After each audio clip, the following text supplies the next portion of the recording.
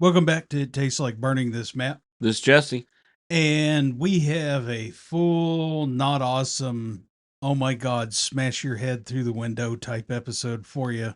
Consider it a universal warning and heads up.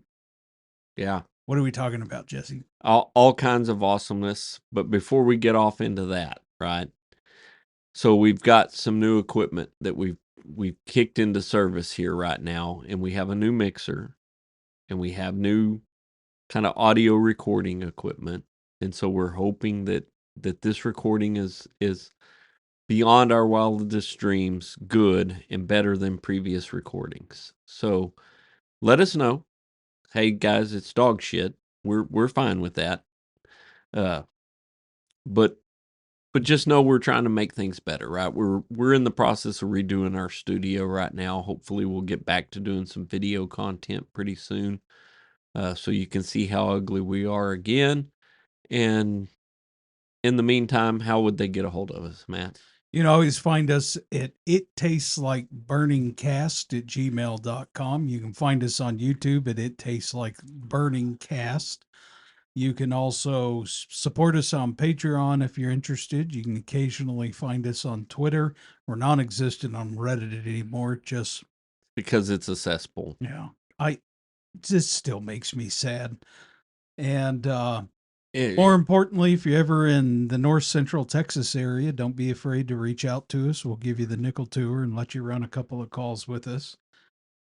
Just so you can be envious, we had 4 structure fires in 3 days, 1 apartment complex, and a large mega house, I say. And, yeah, and there was a chemical plant in there. oh, yeah, too. that's Yeah, right. There was a hazmat little, thing. Yeah, we want to avoid those. Just a little bit of stuff happened. No one died, and no equipment got destroyed. Destroyed. Yeah, But, it was a paint manufacturing, I think is Yeah. what that place did. So, good stuff, normal good wholesome chemicals. Solvents. Yeah.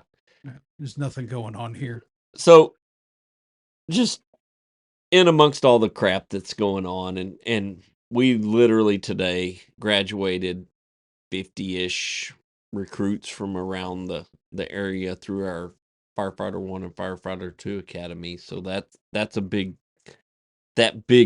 task is behind us, right? We've still got some testing to do and some stuff like that, but for the most part, the every week instruction, managing herding cats, that's done. And Gene is gonna I'm pretty sure Gene has found a bottle of whiskey by now. And he's connected his face to it directly at this point, because it's a beating, man. You run a class like that. We're talking about a full Firefighter 1-2 class with all the didactic, which is online, but you still got to herd cats.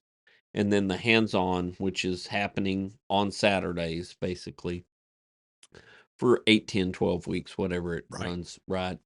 And to manage that process for 50-ish students is like, oh my God, it's horrible.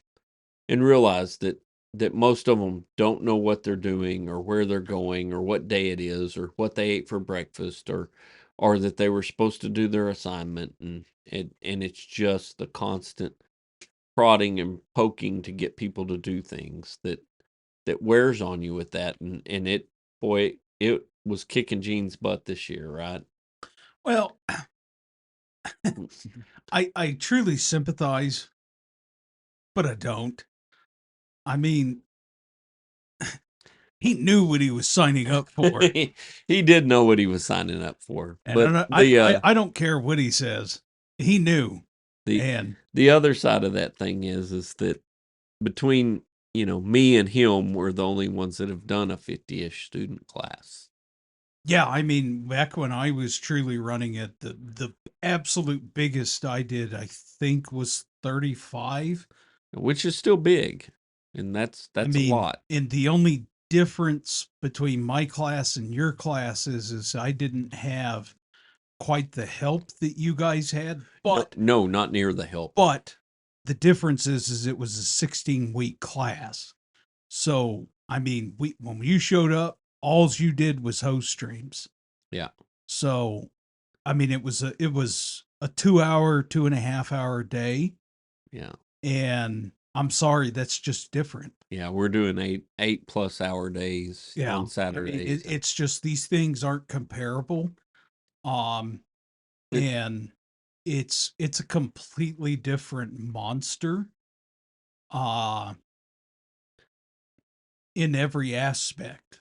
And I'll say each one's its own special slice of just absolute hell. But yeah, no, I would argue the 10-week, 8-hour days, 80-hour academy, that's skills. Throw another 80 hours in there for lecture.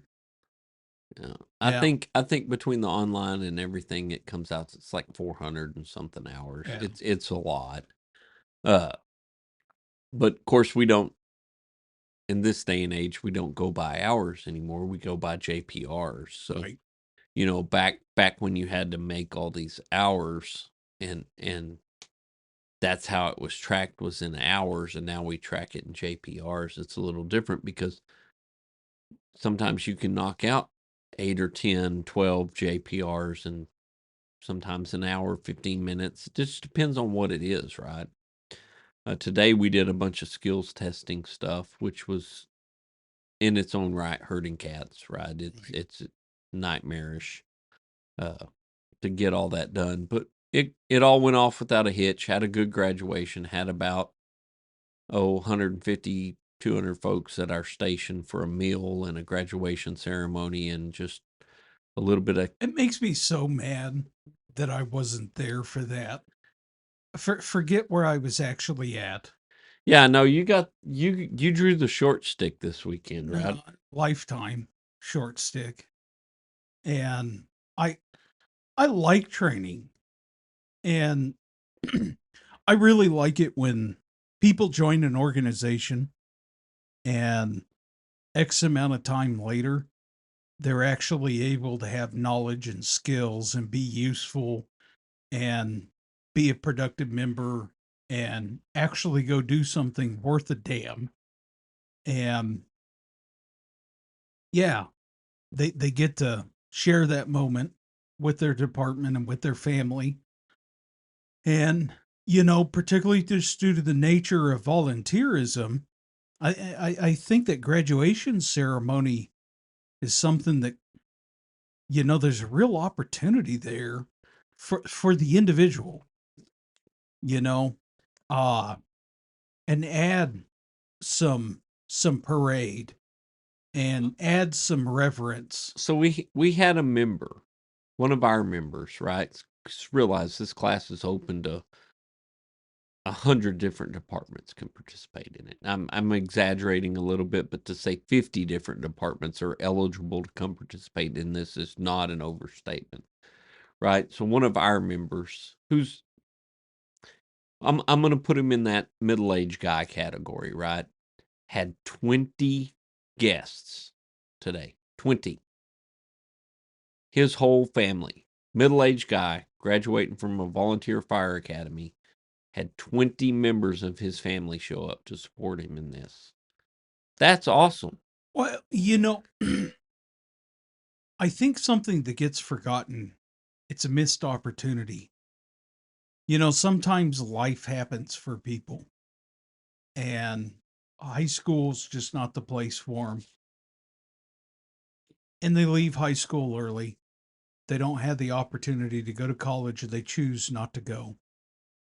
And they just get busy to be an American, and they go to work. And then 25 years pass, and it's not that they haven't accomplished anything. It's not my point. My point is what if they had an opportunity to actually celebrate Right.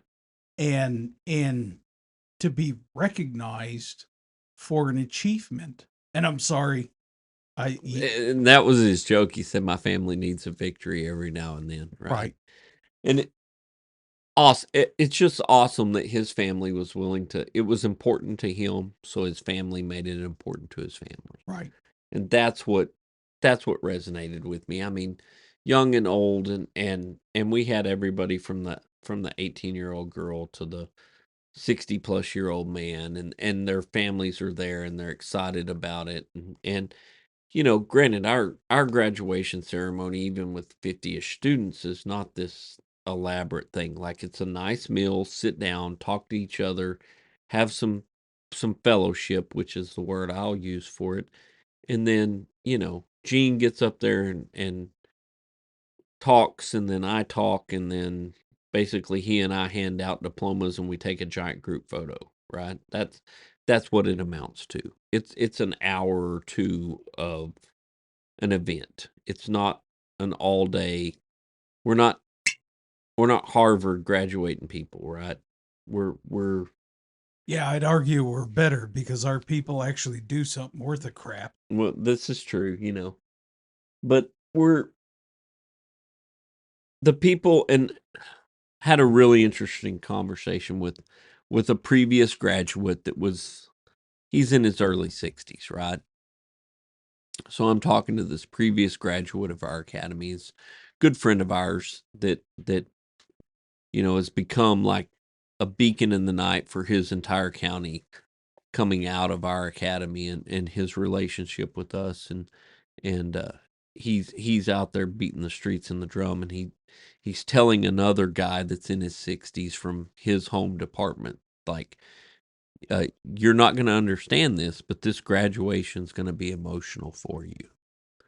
And the other guy's like, yeah, no, yeah, he's you know had a full career, Right. been whatever, pilot, and he's done all this stuff, and the guy's like, yeah, whatever. It's not going to be emotional for me. How's this going to be emotional for me? And so, uh, my buddy, that's the older guy that's telling me the story, says that he comes back to the table after he gets his diploma, and the guy and the guy's wife are both over there just basically sobbing Right.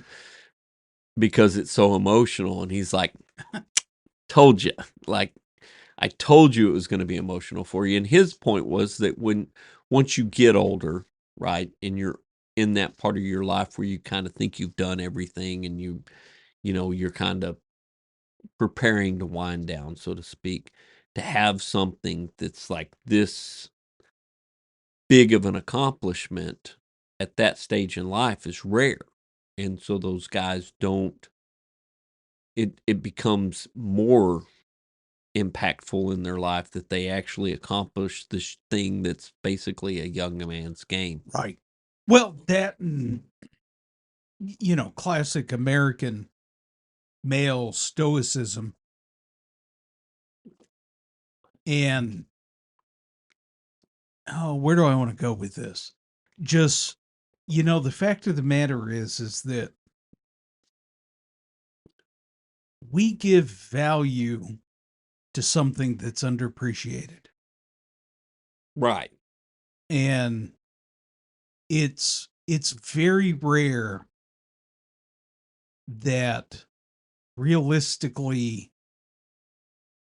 men or women, particularly after they've already retired, are perceived as to accomplishing something great.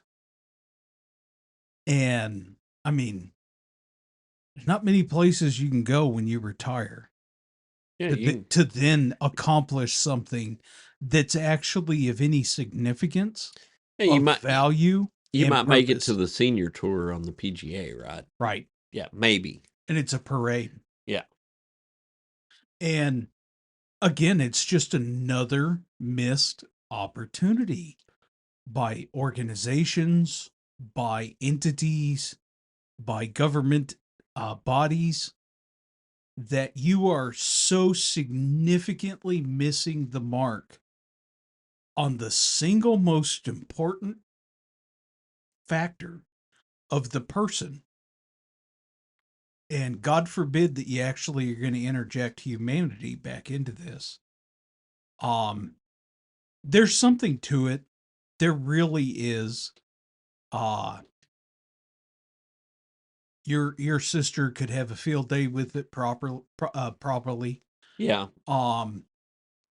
But and it's just not a man thing. It's a woman thing too, where we forget to celebrate, for lack of better words, the meaningful things. Well, yeah, I think there's a touch of there's more relevance to the person, like they understand more about what that accomplishment took. But I think there's this huge piece that's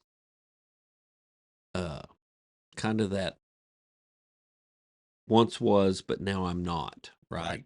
I has been, but now I'm not. Well, right? and again, in that classic retiree, okay, I mean, for all intensive purposes, in an American when they retire, Intents and purposes. yeah, What? something like that. We basically are just putting a bow on the sunset tour, and you're coasting to your death. You're not supposed to have value after that. Right. Yeah. You're not. And now your idiot kids that's 18, 19, 20, well, it's not going to mean anything to them. They just graduated high school. Maybe the kid that didn't get a GED have some value to them. But realistically, to your average American 18, 22-year-old, it doesn't matter. But you actually get to someone that's gone through a hefty portion of their life and they've been on cruise control for the last 35 years. And then they've been pushed off into the sunset. No, all of a sudden, that accomplishment, that value, that meaning, it means something, especially if you sell it. So I'm gonna bounce off of that for just a minute, and it's gonna fall in the same line. So this last month, a friend of ours that former student went through our program, truly say he's a friend, passed away from an accident. Yeah.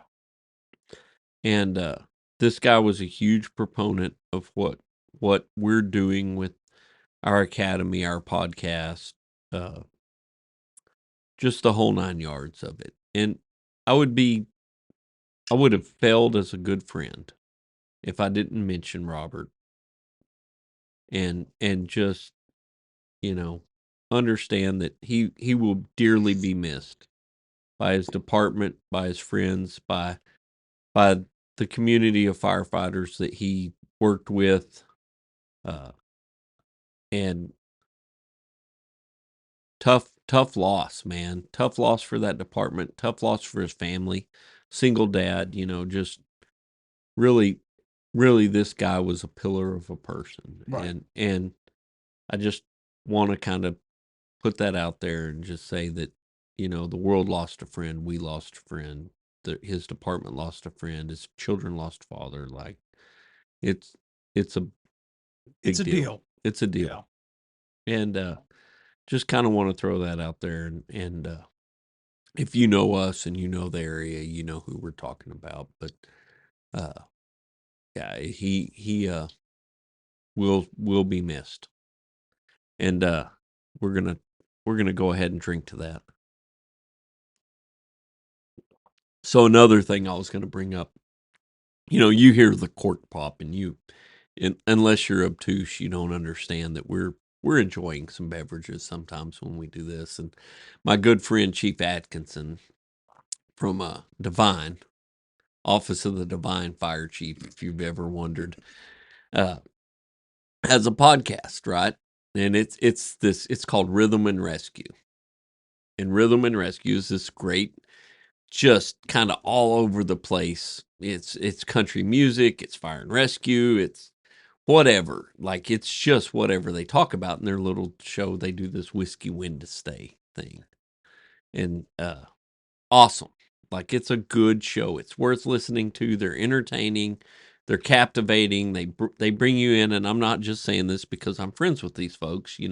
His partner on his podcast, Chuck Weimer, which is a Texas country music artist, and he's pretty popular. I mean, he's not George Strait, but he's not a slouch, right? Really good dude. Chuck, when we were looking to buy some more equipment, I literally text Chuck Weimer and I'm like, hey man, help me figure out what I need to buy for new studio equipment. He's sending me stuff, and he's like, you should do this and you should do this, and I'm like, I'm not that smart. You got to dumb it down. And then he, sends me some other stuff, and so really good people, and they do this segment called Whiskey Wednesday, and they try different whiskeys, right? So, Matt, what are we drinking today? We are currently drinking Jameson Black Barrel, the let me squint, expertly aged and select batch whiskeys, and it's from Jameson. Jameson. Yeah, there it is. I John couldn't read Jameson the and Sons. cursive. Yeah, John Jameson and Sons. So, It's this is actually really good.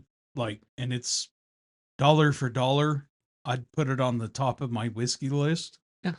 yeah, it's great. I when I drink whiskey, I look for this, right?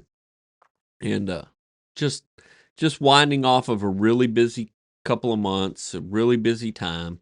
We popped in here to the studio 1.125 because we've moved 3 things and hooked up a new mixer board, right? So we're not even set up at this point. But we came in here and we knew we needed to get something out, and we kind of had the fumble last time 2 weeks ago where I posted a rerun basically and then had to repost what I was supposed to post the first time.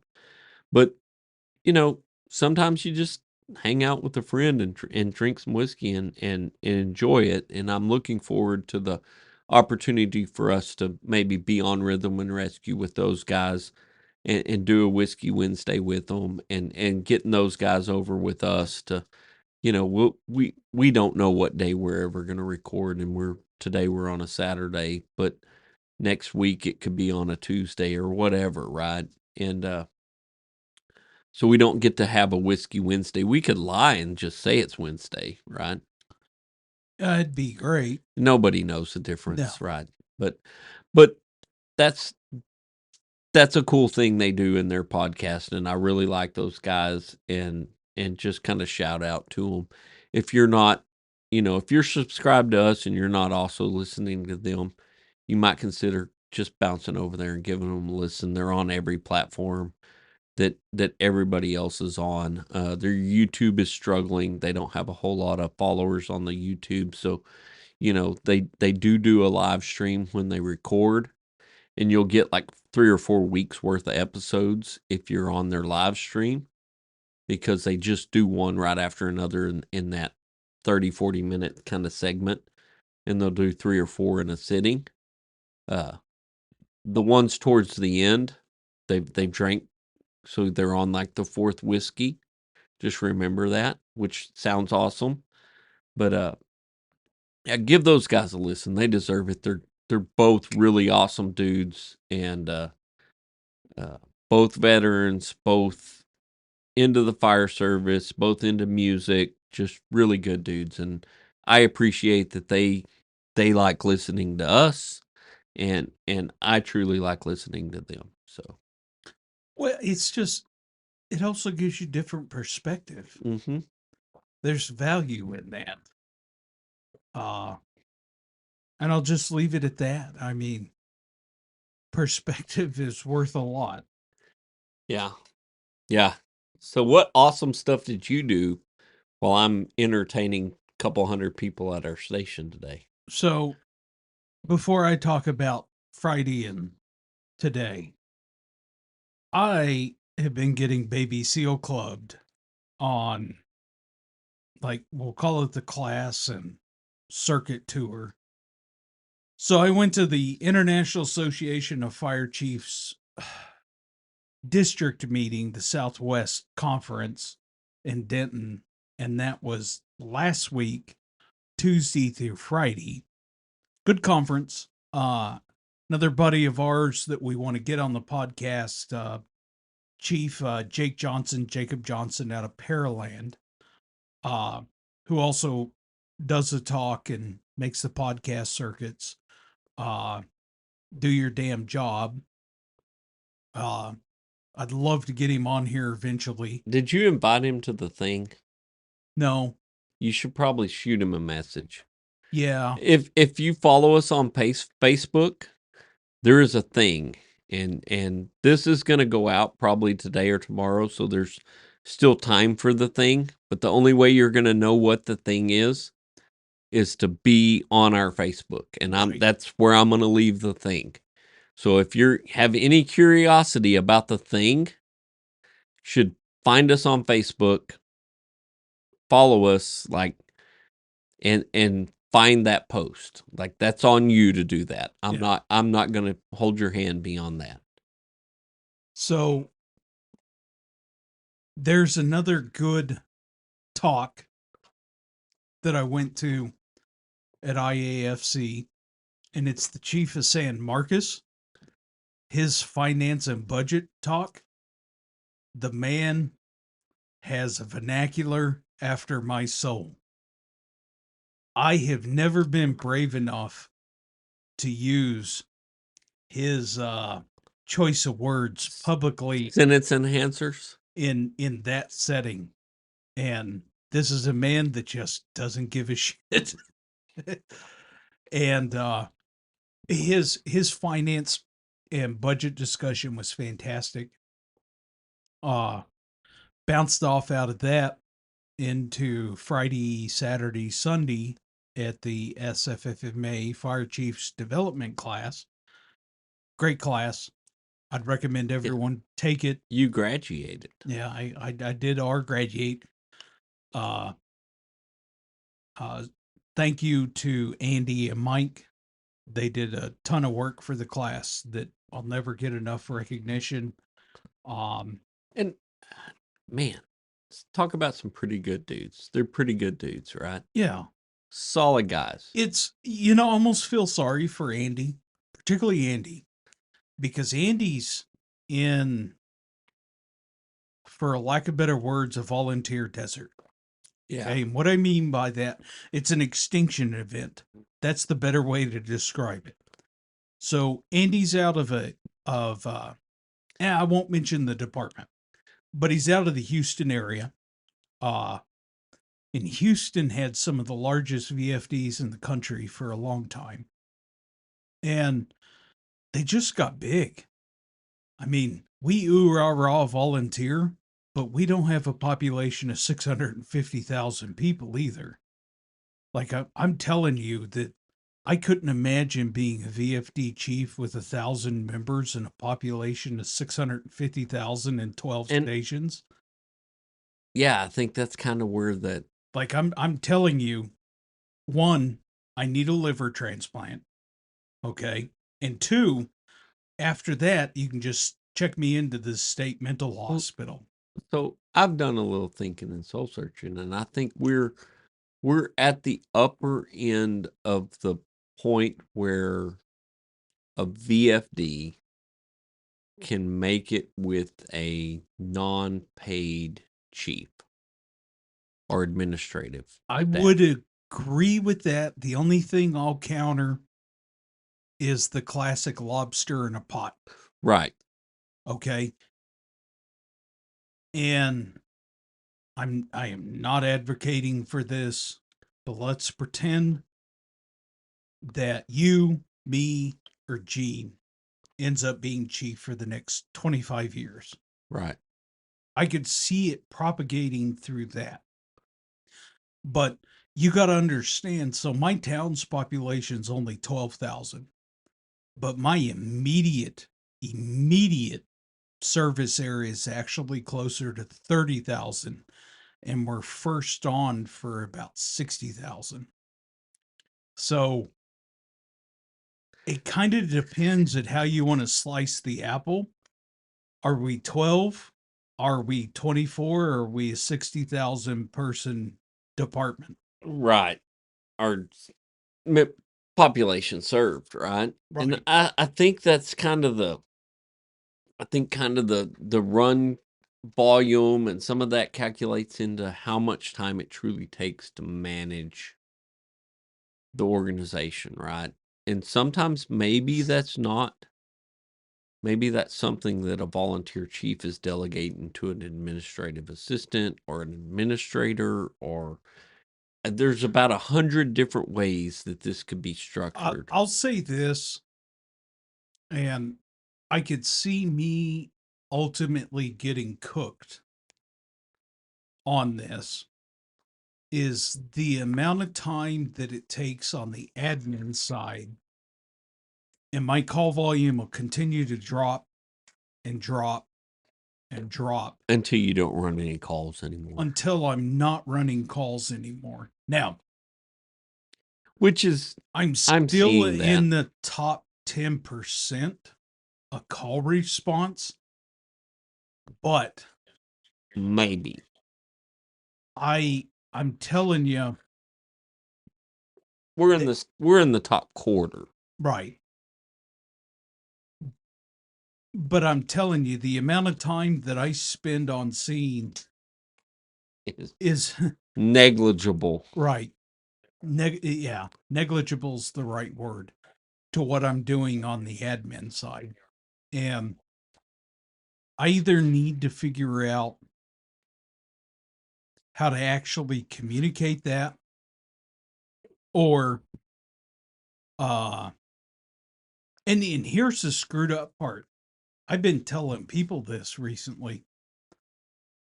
How am I able to actually be chief of my organization? Here's how. I'm single, I don't have a wife, and I don't have children. That's the only reason it's possible.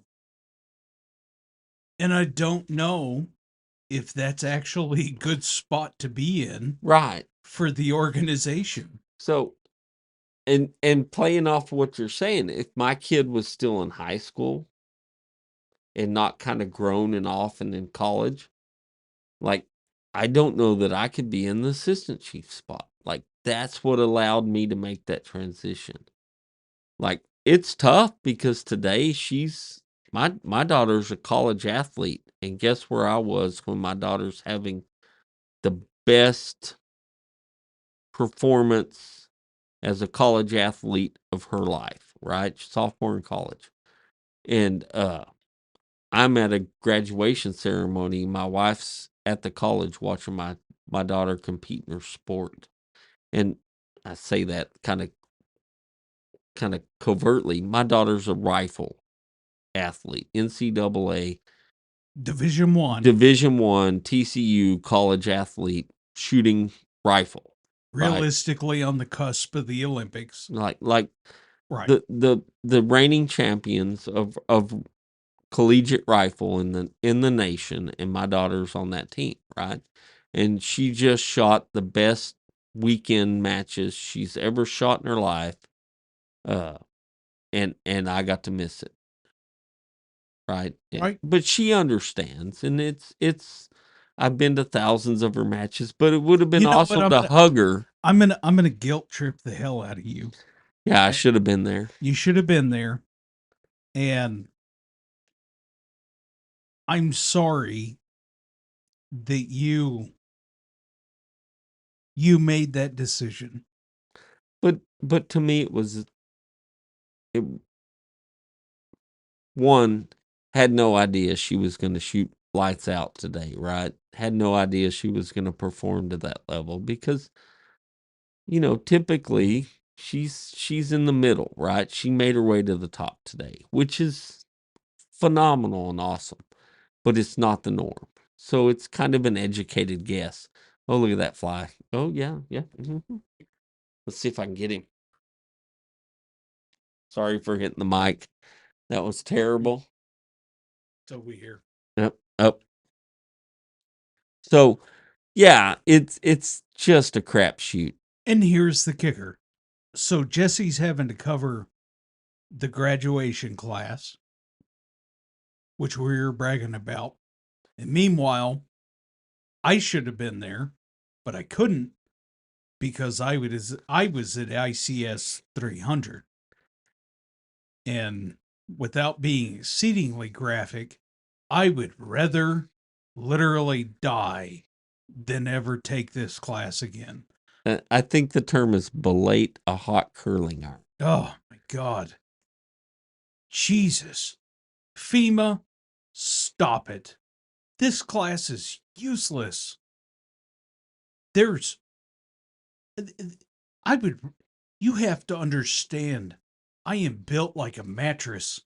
I have no business running a marathon and I would die in a marathon. And I would rather run a marathon uphill than ever take this class again. That's how I cannot begin to describe how absolutely terrible and garbage this class is. It's useless. So let's dive down this, how terrible this class was. So I know the guy that was listed as the instructor for the class, and the guy is pretty engaging instructor. He's not the world's best instructor, but he's a good instructor. What happened to that guy? He was sick. Something happened. As far as I know, he got run over by a train. Right. Okay, at 2 o'clock on Friday, and the class started at 5. So I don't blame the step-in instructor.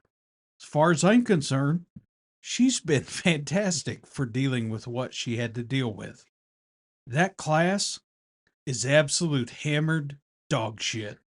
It's useless, it's pointless, it's meaningless, and it serves no benefit. I understand thoroughly and completely at why complete major incidents are absolute hammered dog crap now. That's how bad this class is. So, And all the instructor is following is the Fema slides. What you have is an absolute deject retard that's never done anything in public safety or public service, that's some jackass staffer for a senator that's written this class. And it's absolute crap. well, at least you get to look forward to 400. Oh my God. Here's the only benefit to 400. It's only 16 hours. Right. God, just you want to know why something like Hurricane Harvey and the absolute disconnect between FEMA and why people die is because of these classes. That's why. Right. That's how bad these classes are. The Cajun Navy, everyone remembers the Cajun Navy. Okay, whole bunch of rednecks and damn airboats go in and actually save the day. You want to know why that's possible? Because they didn't take the class. Yeah, because they didn't take the class. I have, and let me be explicitly clear. I've avoided this class like the damn plague. The only reason I'm taking this class is because I have a sneaky suspicion that to be able to qualify for grants, it's soon to become a requirement. If I could avoid taking this class, I would. And I took this class out of due diligence for my organization.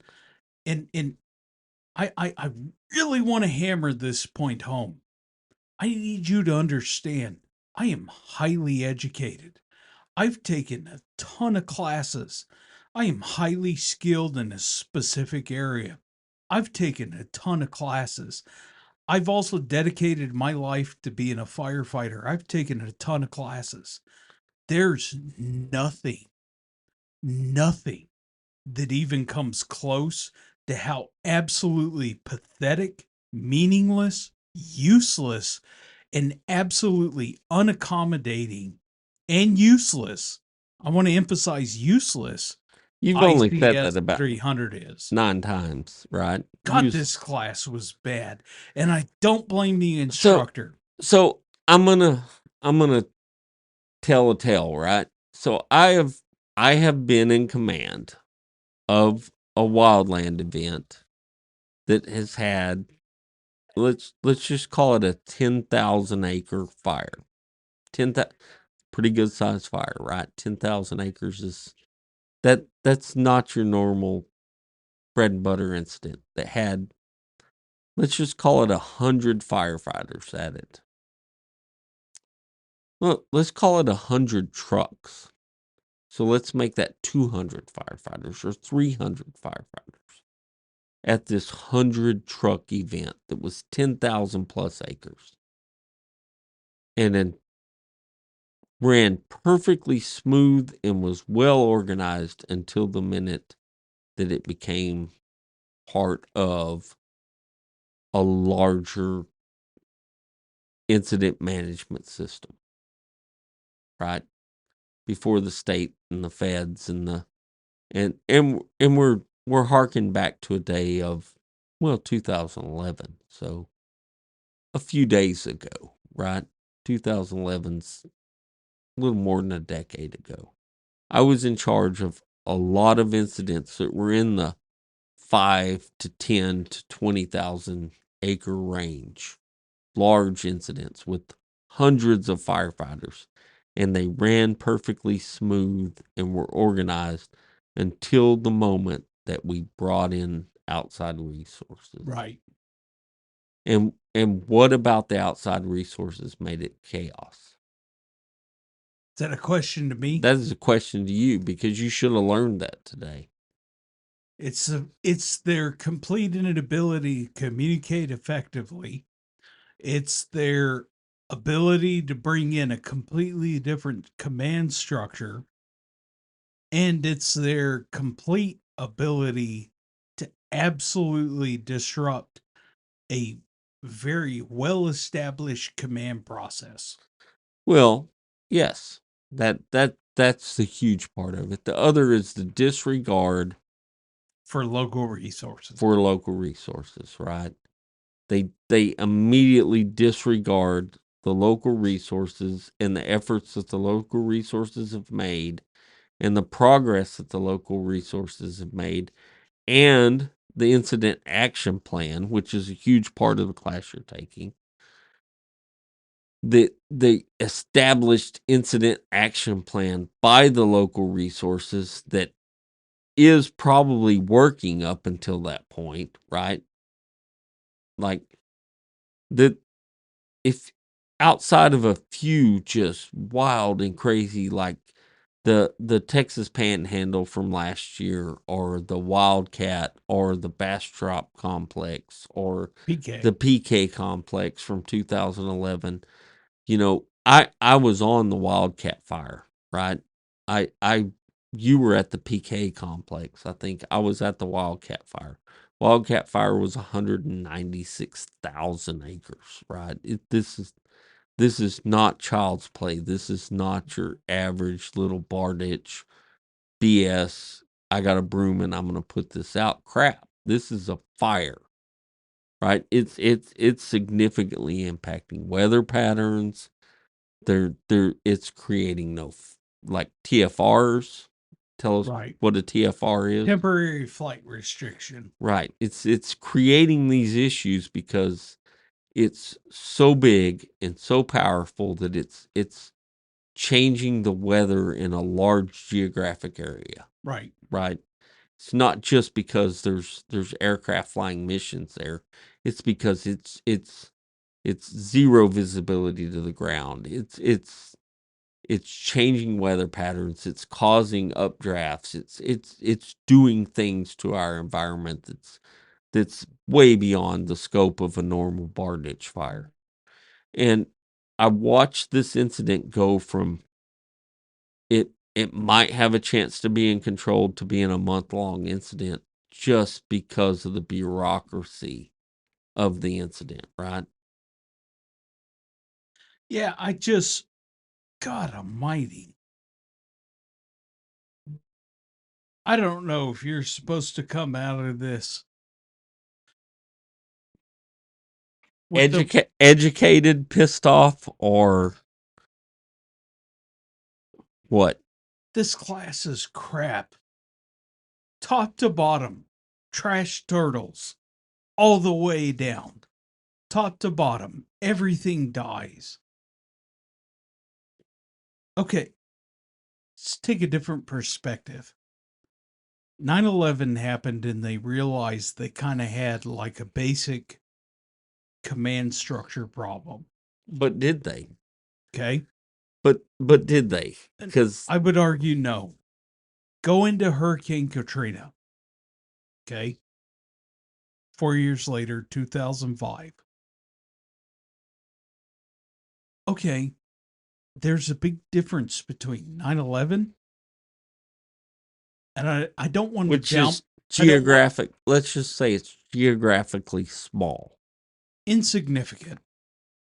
It's so small that it's Geographically. geographically insignificant. Okay. Then you go to Hurricane Katrina. All right. And I'm going to make a joke here, and I'm sorry. But you have the equivalent of George Bush standing on a dike, waving a Bible, go away. And that didn't happen. Okay. The city of New Orleans and the states of Alabama and Mississippi got whacked. And a lot of resources came in. And the fact of the matter is that 10 codes were a thing at that time. And the radio infrastructure was a thing at the time. And I could understand the chaos that ensued off of that. Here's the issue. What actual improvements happened since then? Let's take every major hurricane, every major wildfire, to a certain extent, COVID. And how did we make an improvement on any of this? Here's the short answer. I'm telling you personally, we didn't. Okay. The one thing that's getting forgotten is the small town rural America. And just because it works for the city of Miami or LA or New York doesn't mean that it's going to work for Barstow. I'm sorry, I can't think of a small town in Florida. Middle nowhere, right? Yeah. Right. You know, and to sit there and so kind of where I'm coming from this for and here's the one advantage of this class. We literally had a printout of 60 plus documents that were given to us. And I look at these things and I'm like, what the hell am I supposed to do with any of this? And what I realize, nothing. Nothing. None of this paperwork matters until I call someone else in. Right. So then that begs the question, and this is the question. If the paperwork, and I don't remember all the names of the forms because it's been years since I've dealt with any of this, right? But there's a lot of paperwork that goes with FEMA and a nationally declared disaster, and we're going to try to recover costs through FEMA, right? And that's what this boils down to. It's how do we recover cost?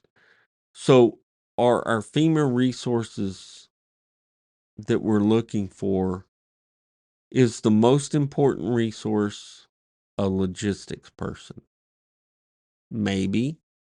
Is the most important person a FEMA declared type 1 incident commander? Probably not.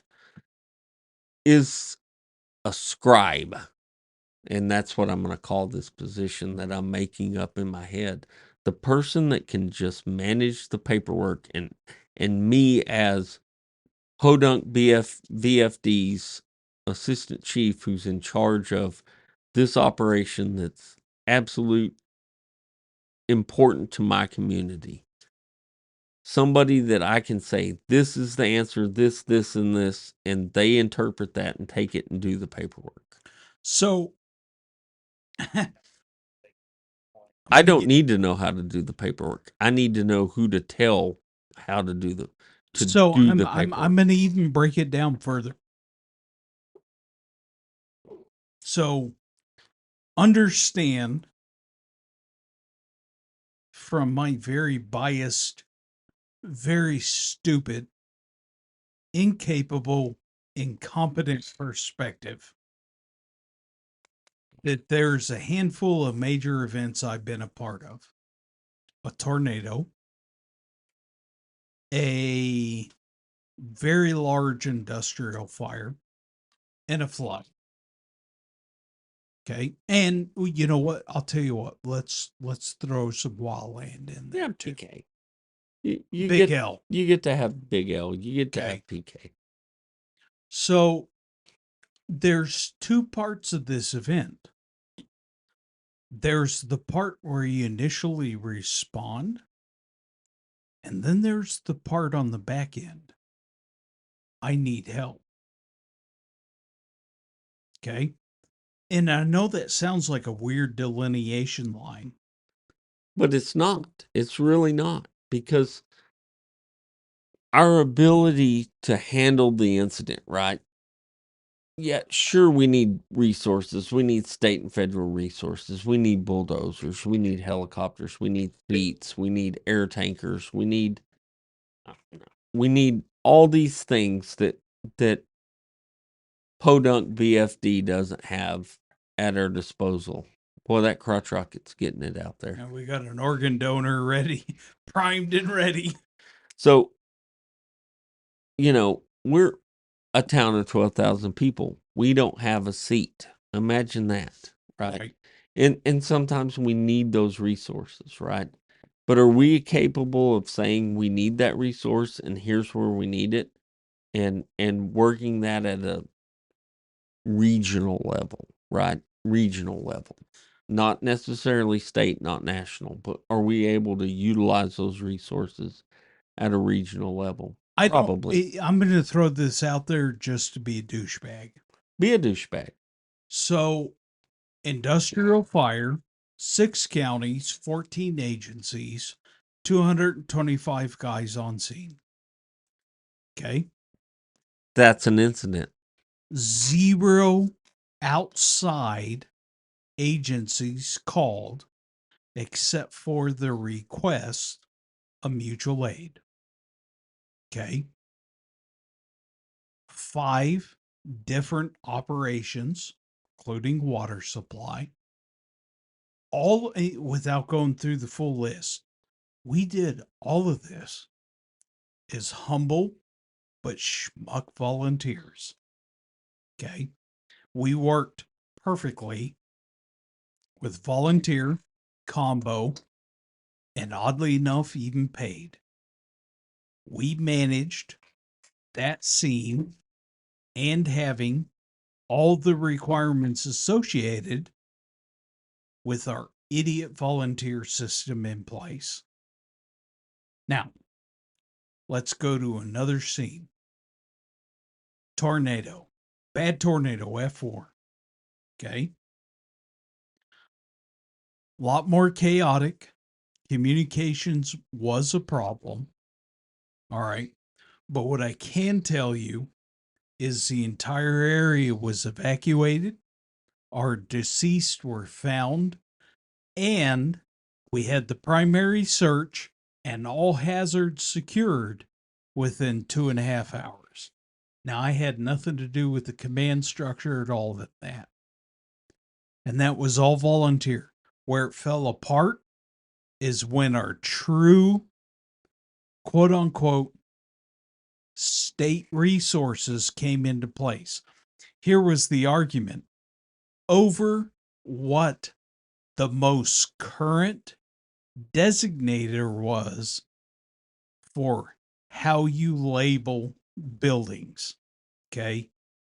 And it was the marking system that we were using to signify that the building's been primary searched, secondary searched, deceased, on and on. When I say that we had an absolute breakdown in that system, it was phenomenal. And here's the best part. We were using the proper symbiology. It was rotated 90 degrees. And you would have thought we killed the Pope. To kind of put that in perspective, they asked us to go in and re-primary search and re-primary or re-secondary search and label the building properly because the symbol that we used was 90 degrees off. Yeah, no. Okay. And let me tell you, when I say I was done at that point. Pretty serious wildfire. Okay. This thing was growing left and right, got big. Unfortunately, the county overcommitted resources to the wildfire, and what we didn't keep back was anything in reserve. My organization ended up taking over the entirety of Hood County, because everyone knows we're the Granbury. Hood County's primary response. While that wildland fire was growing, and I will argue communications was an absolute definition of a disaster, we still ran additional grass fires, car accidents, medicals, and all the other calls in between. While the county was overcommitted to the wildfire. All of this without state management. I hate to say it, and I think it's to our detriment, but we almost overcommit to making sure that we don't call mutual aid beyond our mutual aid partners. And we have a great relationship. Let's say, I'd say 3 counties deep, any direction. And I'm telling you, if I called the city of Fort Worth right now, they'd come. If I'd called Dallas, they might look at us at a golden retriever making a weird noise.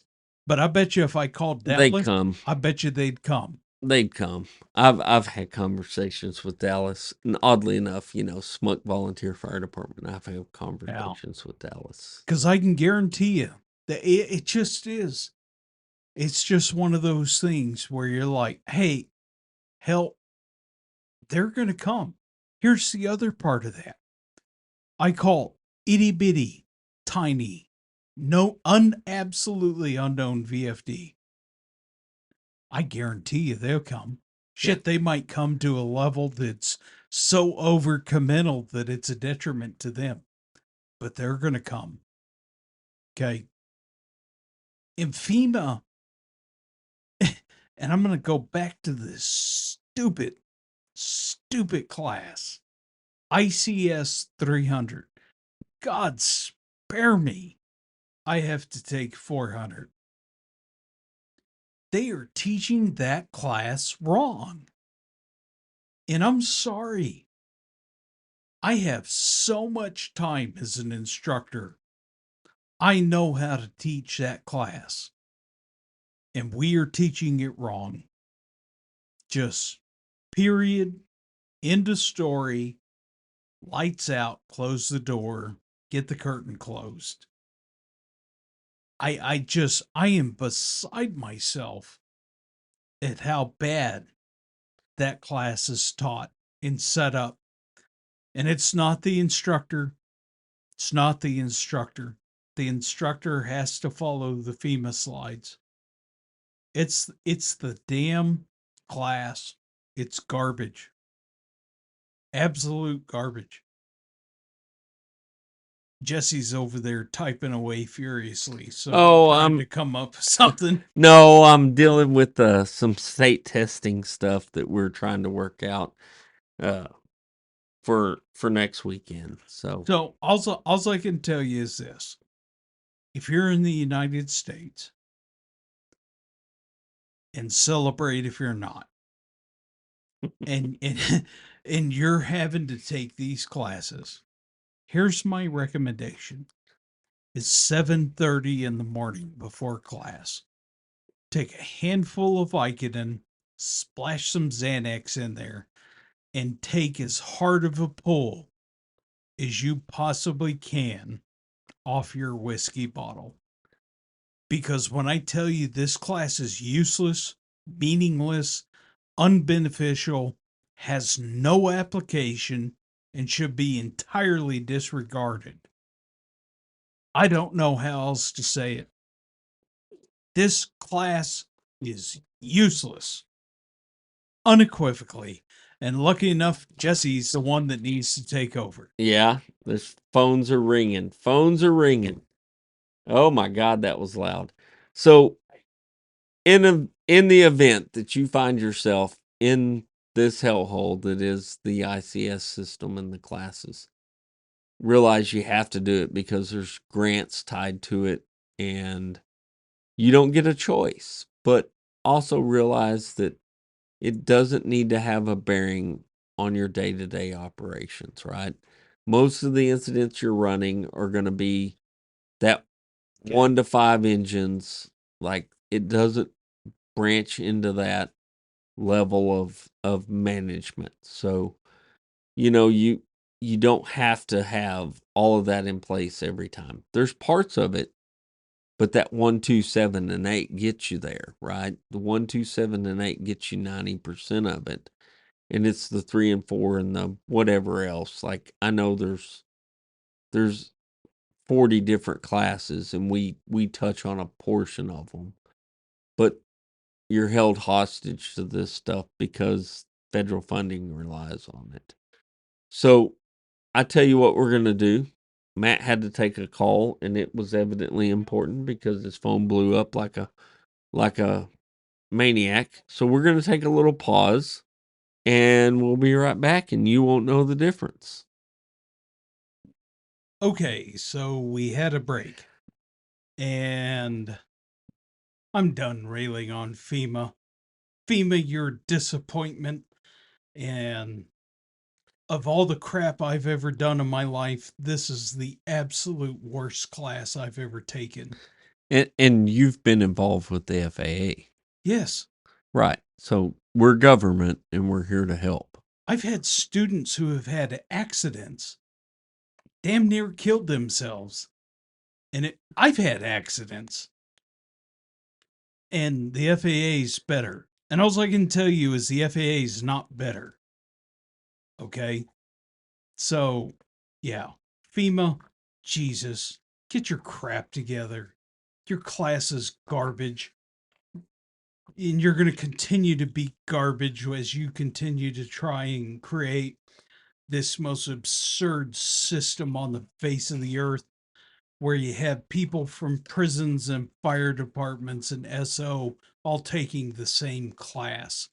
You idiots. And yes, we do have someone from the prison system in this class. What are you doing? We have a finance nerd. That poor guy's so freaking lost, it's not even funny. Yeah, he just needs to And figure he out. works for the Texas State Guard. Right. Yeah, I'm shaking my head. This is beyond asinine. Where did these people come from to end up in Well, it's a new requirement. west of Fort Worth to No. They're just desperate to get the class done. So you were telling me earlier that there was somebody from California. Okay. Yeah. In this class. So I'm assuming they hopped on a Plane. came to DFW Airport, Love Field. rented a car. Okay, at Love Field, rented a car, drove from Love Field 2 hours Right. to here to take this class, rented a hotel room, Yes. stayed for 2 nights and 3 days. Yes. And are going to get on a plane tomorrow sometime and go back to California for Yes. this class. Just so he can check a box for his captain's promotion and interview. That he's had this class. Right. So roughly, let's just be conservative and say he's got $3,000 into coming here to take this class. His department / entity does, for sure. Right. For him to promote within the same department So they invested $3,000-ish. Let's just be realistic here for a class that was ill prepared. No, I would just say the class is just garbage. Absolutely garbage. The class is useless.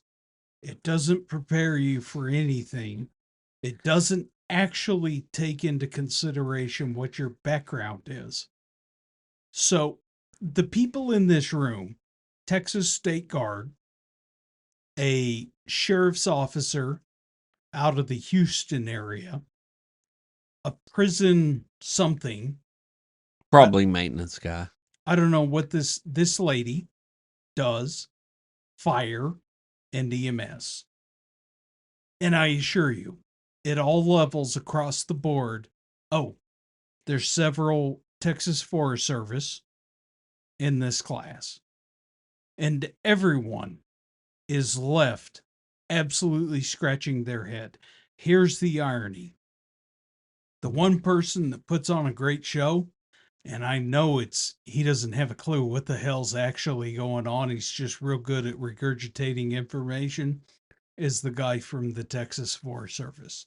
And it's just because that poor bastard's probably been exposed to this sack of crap longer than the rest of us. So he at least understands the dogma and what it looks like to push the needle deeper into the vein to be able to make this presentable. Yeah. This class is absolute shit. It's useless. And the fact of the matter is there's nothing to get benefit from this class. No one is a better commander or scene commander or officer or whatever role they fill because they took this class. That's how absolute dog crap this class is. But if you make it mandatory, then at least you have to take it, right? So yeah, moving on. It's horrible. Horrible. It's shit. Just absolute crap. Yeah. But at least I have 400 to look next weekend. I would literally rather lay down on railroad tracks. We have some of those. Trains not come by frequently enough. I mean, you may lay there for a week, but God, it is what it is. Anyone that listens to this that has any sort of connection to FEMA, fix this. This class is useless. Absolutely useless and serves no purpose. That's how bad this class is.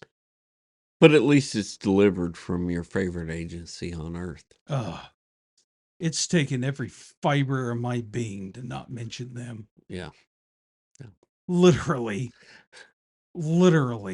they're on the level of the plague or a World War II regime out of Germany.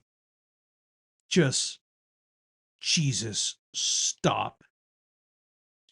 And we've been promoting this crap, and now we're making it a requirement. All I can say is thank God to the men and women that have taken this class before, and they realize the absolute trash that this class represents, but they powered through it so you can at least get your federal reimbursement. It's like a whore during Fleet Week standing on the dock. That's all I feel like. Give me the pink lipstick and pink pumps. God. And I assure you, I'm holding on the auspice that we at someday get some federal reimbursement that we've never gotten before for anything that we've ever done, right? Jesus. Right. Yeah, it's ludicrous and not the rapper. Yeah. So before we wrap up and we go on more rants that we don't necessarily need to go on, but we can. Yeah. Give me the mic. We can. All in all, busiest time of the year relative for us in in our department and in the fire service. I mean, we're coming out of Fire Prevention Month. We've had rookie school going. We're just go, and it carries through to end of this month, November, and hopefully in December we get a break, right? Yeah.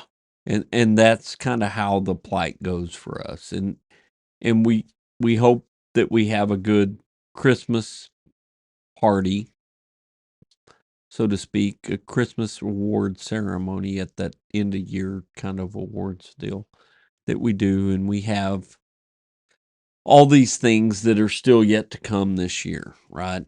But we're looking towards the end of the year for that break. And then we get to start again in January. And we've got so many projects that are at the forefront. You know, lucky for us, NFPA 1010, which changes the curriculum for firefighter 1 and 2 and a lot of other things. And it's, it's just a consolidation, Matt. Oh, right? yeah, that's it. Just a You consolidation. don't have to order as many books. But it's twice as many books because what used to be one book is now two, right? And we get to rewrite a curriculum, and we get to redo our whole entire academy program, and we get to, on and on and on and on and on, and to keep us up to speed, right? Because if we don't stay up to speed, what are we doing? Falling behind. And are we the kind of department that's going to accept falling behind? No, it'll kill us. Yeah. We don't get a choice. We don't get a choice. We have to progress. Right. So if you're looking for answers of what to do, progress, right? Don't look at us. Don't look at us, but progress, right? Keep moving forward and keep moving the ball forward and keep working on the things that frankly suck to work on. Yeah. And somebody's got to do the suck job, right? And guess who gets to do that? Is it the rookie? It's usually the assistant chief. Right. Yeah, or the training chief or training captain or whoever, is involved in that stuff. But it's the leadership that has to the leadership role, and that chief title and that captain title and that battalion title and all those titles are not a license to coast. And I think that's the important message we've got to convey to the listeners out there, is that the title is not the license to coast. Probably the other thing I'd add to that is if you legitimately know there's a problem, even if you're not an officer or chief, communicate that. Like, there's nothing wrong with letting the admin know, hey, you got a problem brewing. You need to address it. Yeah. God. I just still want to tear off into FEMA. Yeah, well, you're garbage. You're terrible. And with that said, how do they get a hold of us to tell us we suck? Yeah. If you significantly, I challenge you to email us the benefits of ICS 300 because you were wrong. But if you feel passionate about it, you can reach out to us at ittasteslikeburningcast@gmail.com. I do recommend searching for the old YouTube videos for It Tastes Like Burning Cast. And by video, you mean still image? Yes, still image. We're in 1980. We're working on revamping the studio to provide more video content. Yeah, more stimulation, and yeah. Don't forget to like, click, subscribe, leave comments. I think it's been a minute or two since we've had an email. We had a phone call. Yeah. We had a good phone call. That was awesome. Yeah. And I appreciate the department reaching out and having enough faith and trust in us to reach out to us. Call that a small victory. And there's nothing wrong with making people around you better, or at least expressing your opinion on to try and help them make themselves better while they're asking, how do we make ourselves better? Yeah. There's nothing wrong with that. Other than that, Until next time, I hate FEMA. This is Matt. this is Jesse. Have a good evening. Yep.